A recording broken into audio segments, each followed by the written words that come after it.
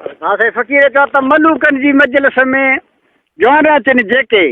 मज़ो वठंदा मजलिस में पंहिंजो पाण सेके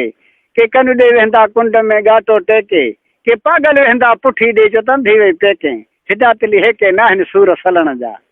पर अञा फ़कीर चओ त मलूकनि जी मजलिस में तूं अकुल वारनि वटि आओ इख़लाक़ सां जीअं करे भाकुर जी करनि भाव तोखे ॻाल्हियूं ॿुधाईंदा गुण भरी वेड़ी मिठी न ॿुधाई माउ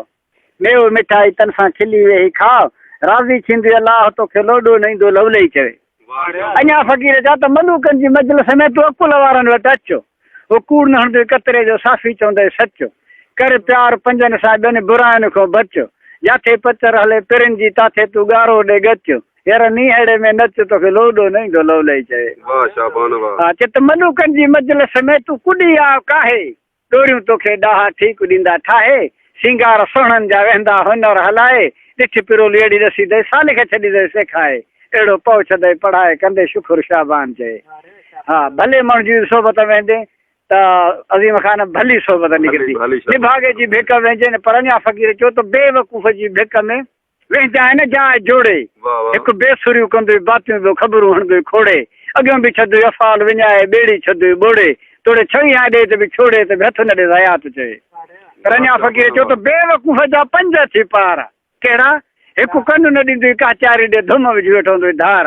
ॿियो जेको चवंदुसि चङाई तंहिंसां खाईंदुई खार टियों पराए जहिड़े में पिटियो वञी मिंट में खंदुई मार चोथों भोग कंदुई भोले सां थोड़ी ॿेड़ी में हुजनि ॿार पंजो नंग छॾे बाज़ार में सॼो ॾींहुं कंदुई संसार अहिड़ा हरामी हज़ार अञा हलनि था हयात चए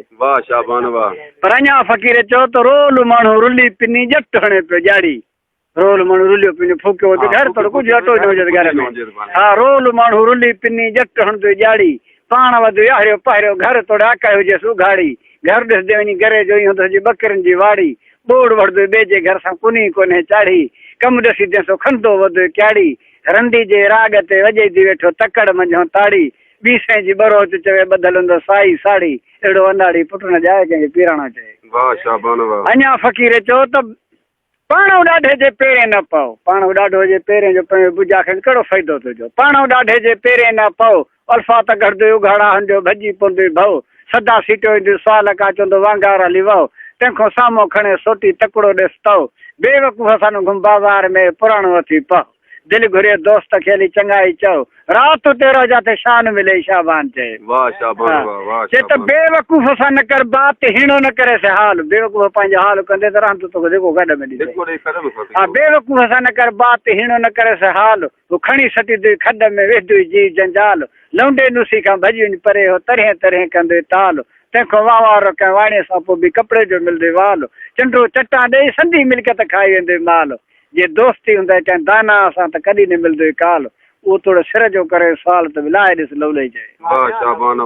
पर अञा फ़कीर चओ त तॾहिं असां तकिड़ो न पओ उनखे ॿाहूं बंदि ख़िदमत करे वियासीं खट ते भलो ॾेई हंधि इज़त ॾेई अॻु भरो करे रस्तो वठाएसि रंधि चङो हूंदो चुप कई वेंदो मेरो न चवंदो मंद दया में बस न कंदो गिला कंदो गंद तूं ॾेसि न ॾंदो पाण शकी थींदो शाबान चए